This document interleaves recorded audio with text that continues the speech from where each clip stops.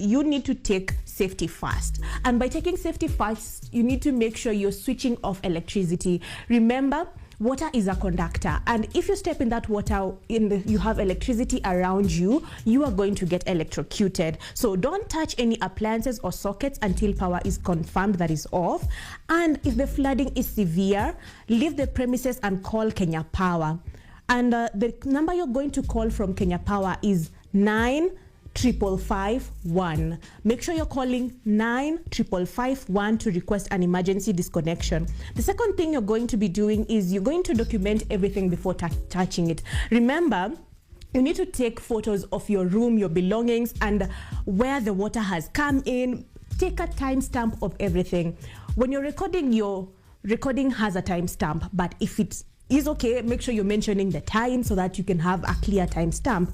This is the evidence that you'll use to tell your landlord and your insurer, because most of the times you find that you're living in places where your landlord is not there. Your insurer needs proof that this is what really happened, and you can actually use them when you need to go to court. The other thing is you notify your landlord after that. You've taken the evidence, sent to your landlord, notify them, tell them this is what has been done. And luckily, when you're communicating via WhatsApp, they will be able to use this in court because you have communicated and told them this is what you need to do. The other thing that you need to do is you need to contact your insurer if you have insurance.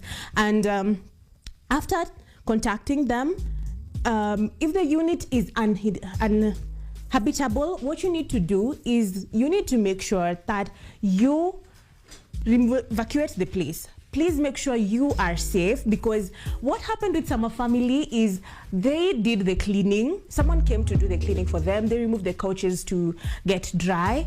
But the next day it rained heavily again and water came back in because the landlord did not sort the issue that was supposed to be sorted, and water will still come back in. So make sure you keep all repairs costs that you incur, because these receipts are what you will use to make sure you're getting your refunds from your landlord or your insurer. And then to prevent mold, because mold will start to build on your chairs and anything that is wet within 24 to 48 hours, make sure you're air drying everything out in the sun so that we can be able to have a very loving space. But keep safe amongst all this.